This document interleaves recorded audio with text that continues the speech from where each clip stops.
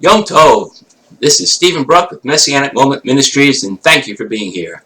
You know, I rarely talk about political issues on this website because, well, I believe in the separation of church and state, so to speak, and this ministry is a teaching ministry, not a political one. However, I do want to talk about the political divisiveness in our country, as well as the socio-political upheavals within Europe. Now, let's go to Europe. Many countries in Europe have been, I'm sorry, there's only one way to say this.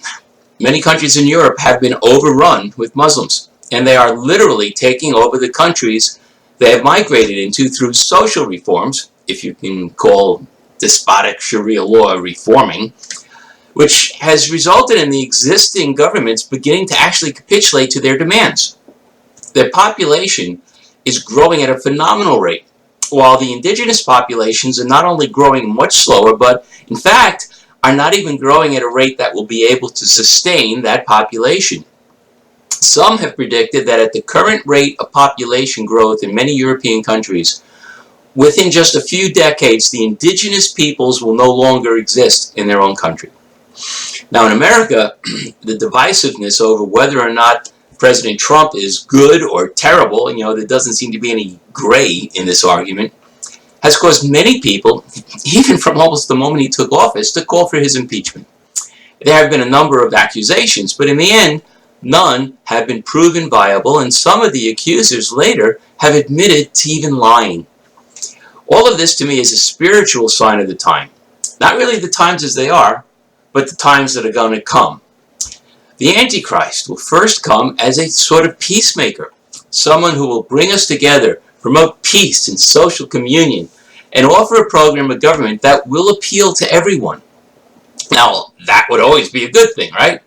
But when it is promised within the current environment of the social, political, and economic unrest we're experiencing through many parts of the world, it is significantly more appealing. After all, if we are doing well as a country, who needs what we seemingly already have, right? However, when people are so divided as we are now that even within families they can argue vehemently, the promise of a universal solution to all our problems, well, it's like a drink of cool water after being in the desert for a year. And the Antichrist is supposed to create peace for 3.5 years. Then will expose himself or herself and demand to be worshipped as God. By then, the mark will have been distributed, those who remain faithful will be persecuted, and the world will begin following the beast. All of this, I believe, will be predicated upon the entire globe looking for a solution to the social, political, and economic unrest that it's been suffering for years. So I don't think it's going to happen right away, but it's happening. I believe what we are seeing now are the birth pains that Yeshua talked about in Matthew 24:8. We are seeing the foundations for a one-world government and a one-world economy already having been poured, and it's forming. Eventually, there will be a one-world religion as well, which may not be religion as we think it is, but a different type of religion.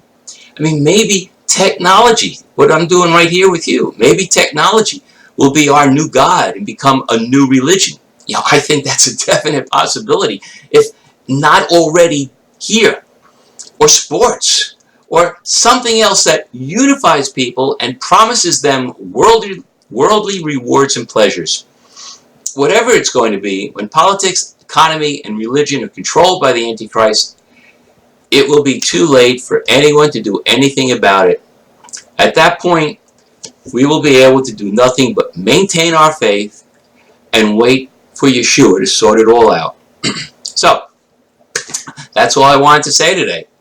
I see the end of the world as we know it sinking in the west, and in the east, the world as Revelation tells us it will be appearing on the horizon.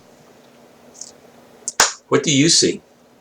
So, thank you for being here. As always, please don't forget to subscribe.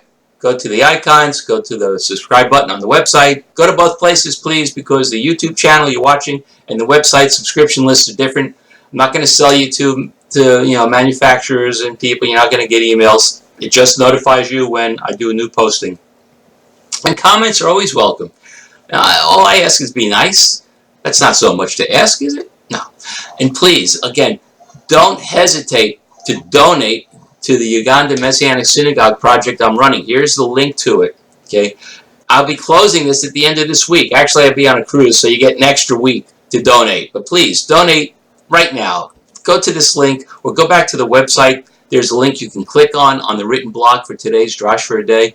Please, I'm trying to send Messianic Bibles and Bible study materials to 3 different Messianic synagogues that are in a rural part of Uganda. They don't even have computers there or laptops. They barely have internet. They contact me on their phones.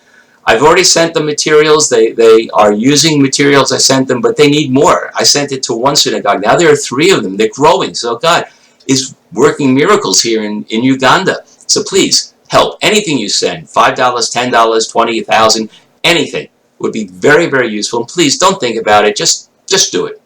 Remember, all the blessings God gives you, He wants you to give to others. So even though it's a GoFundMe campaign, I ask you to trust me that every penny is going towards these people. And in truth, I'm using a lot of my own money, again, to help them. It costs over $100 just to send it to them. So please, go to the link and help. Okay.